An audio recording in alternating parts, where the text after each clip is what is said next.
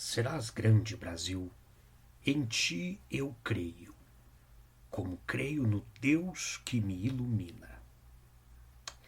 Essa frase ilustra o espírito da literatura romântica brasileira e é, em grande parte, também a ilustração do espírito de uma época.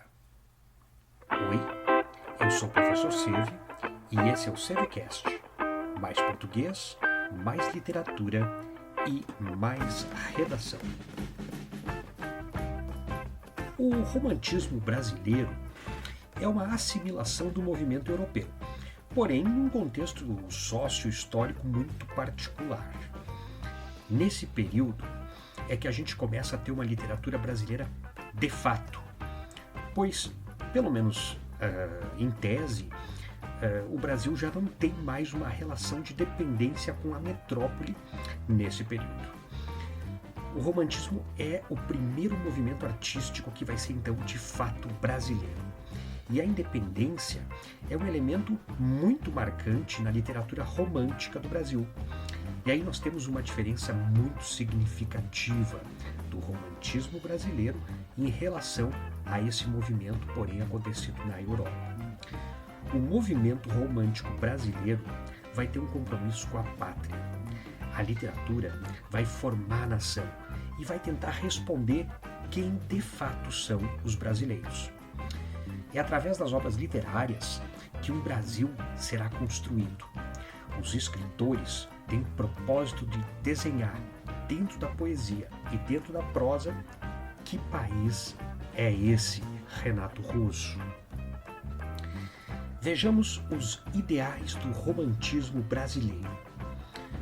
Um forte compromisso com a pátria, a formação de uma nação e o retrato de uma paisagem física e humana de diferentes regiões do Brasil.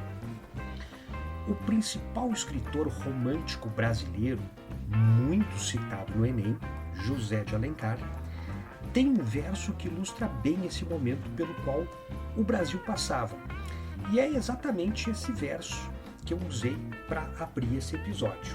Repito: serás grande, Brasil, em ti eu creio, como creio no Deus que me ilumina. Notem a ilustração do espírito da época e do próprio espírito da literatura romântica brasileira. Há nessa esperança a visão de que um país será muito grande e que os textos literários serão os principais responsáveis por trazer para dentro de si a grandeza do país. E por isso valorizam, muitas vezes de maneira idealizada, assim até com patriotismo exagerado, essa jovem e recém-nascida nação. Jovem, recém-nascida e, por que não dizer, como todo jovem recém-nascido, chorou na nação. Atenção às características centrais do romantismo brasileiro: nacionalismo exagerado, indianismo, o herói nacional é o índio, regionalismo, culto à natureza brasileira e busca de uma brasilidade. A inauguração do movimento romântico no Brasil se deu com a publicação da obra Suspiros Poéticos e Saudades, lá em 1836, pelo Gonçalves de Magalhães. É uma obra de poesia. Já na prosa, o romance A Moreninha, de Joaquim Manuel de Macedo, aparece como também integrante dessa inauguração do movimento romântico. Em relação à poesia romântica brasileira, nós afirmamos que ela é dividida em 3 grandes gerações. Essa divisão corresponde mais ou menos à tentativa de englobar a diversidade de temáticas que encontramos em blocos mais ou menos homogêneos. A primeira geração é chamada de nacionalista e são temáticas comuns: o índio, a saudade da pátria, odes à natureza e a temática do amor impossível. Vale lembrar, o principal autor da primeira geração, chamada nacionalista, é Gonçalves Dias. O principal tema é o elogio ao índio. E se pudéssemos apontar um poema, este seria Ijuca Pirama.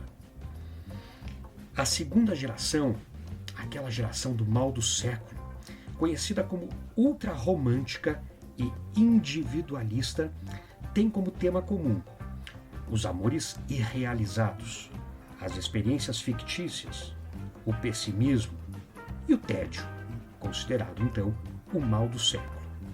Vale lembrar que, nessa fase, o principal autor é Álvares de Azevedo.